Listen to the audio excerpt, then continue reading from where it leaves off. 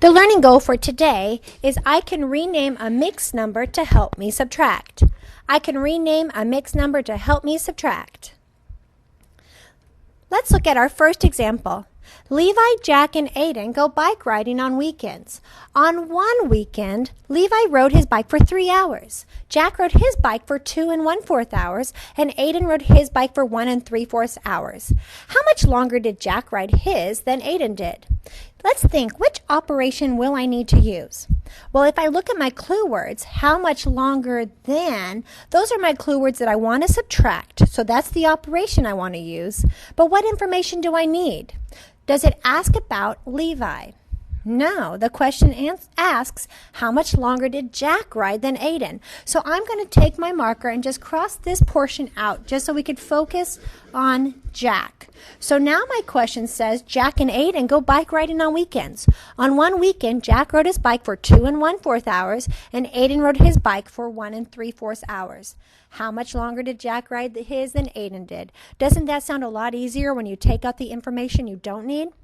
So I'm going to shade in Jack's portion. Jack rode for 1 2/4, 3/4, 4/4, which equals 1 whole, 5/4, 6/4, 7/4, 8/4 equals 2 wholes, and 1 extra 4. So that's 2 1/4. Aiden, on the other hand, rode his bike for 1 whole, which is 4/4, and then an extra 3/4. Can you see the difference right away by seeing the model?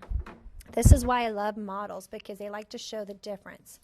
I could see the difference would be 2/4 is a difference. That Jack rode his bike for 2/4 of an hour longer. And we know we can simplify that to be a half of an hour longer that Jack rode than Aiden. That's using a model.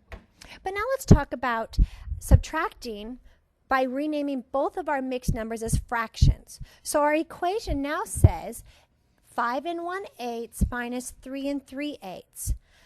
Well, looking up here, I can see that I can't take 3/8 from 1/8, can I, with my fractions, because 3/8 is greater than 1/8. So one strategy is you can just turn both of your numbers into improper fractions. We can just turn them both into improper fractions. So let's remember what we learned last week in class. We learned that you can multiply your denominator times your whole number. 8 times 5 is 40, plus 1 is 41/8. Now, of course, Mrs. Young likes to talk about why it's 41/8. So let's go ahead and show why. I know 1 whole equals 8/8. 2 wholes is 8/8. Plus another 8/8 is 3 wholes, another 8/8 is 4 wholes, another 8/8 is 5 wholes. So that right there shows 5 wholes plus 1 more 8 is 8, 16, 24, 32, 40, plus 1 is 41/8. This is why it's 41/8, like we learned in class last week.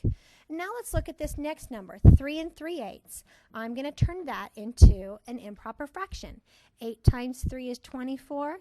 25, 26, 27/8. But let's show why. I've got 1 whole, which is 8/8, 2 wholes, 3 wholes. That shows 3 wholes that are cut into 8s, plus 3/8. 8, 16, 24, plus 3 is 27. This is why 3 3/8 equals 27/8. So now I've set myself up that I can subtract so easily. 41 minus 27. I'm going to work on finding my numerator. 11 minus 7 is 4 ones. 3 tens minus 2 tens is 1 10. So I have the difference is 14/8. Okay? Now can I turn this back into a mixed number now? Absolutely. How many groups of 8 can get into 14? 1 group. What's left over? 6 8s. Also known as 1 3/4. But let's talk about why. 8/8 is 1 whole, plus 6/8 equals 14/8. And this is why it's 1 6/8. All right, let's go to another example where we change both mixed numbers into improper fractions. Now I have 3 3/6 minus 1 4/6. Okay, I know my denominators are both the same, but I can't take 4 from 3 with my numerators. So I'm just going to rename these both as improper fractions. All right, let's do my little shortcut trick. 6 times 3 is 18, plus 3 is 19, 20, 21, 6. But let's talk about why. You know Mrs. Young likes to know why.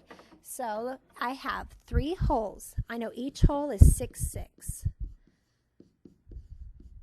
6, 6 plus 6, 6 plus 6, 6 equals 18, 6. Plus my extra 3, 6 is 21, 6. So that's why my mixed number turned into 21, 6.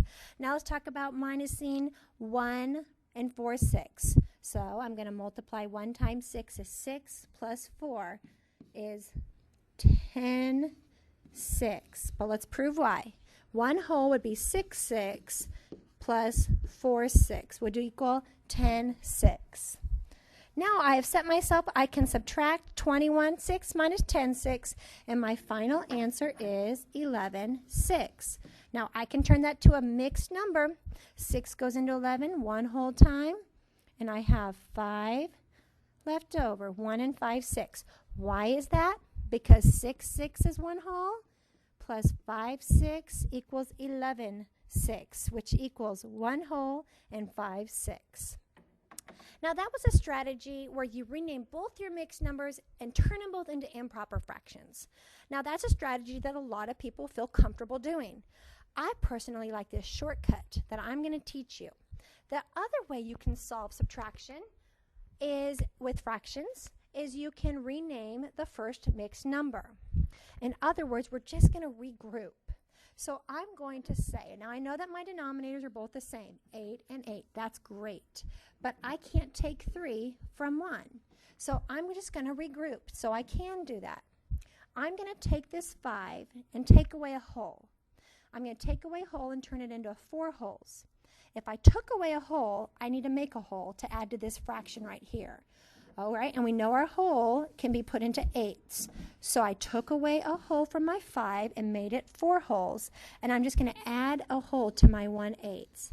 So 1/8 plus 8/8 is 9/8. So now I can just rename this and call this 4 wholes and 9/8 minus 3 wholes and 3/8. Now I can subtract. Keep my denominator the same, subtract my numerator, and then subtract the whole number. 1 whole and 6/8, also known as 1 whole and 3/4.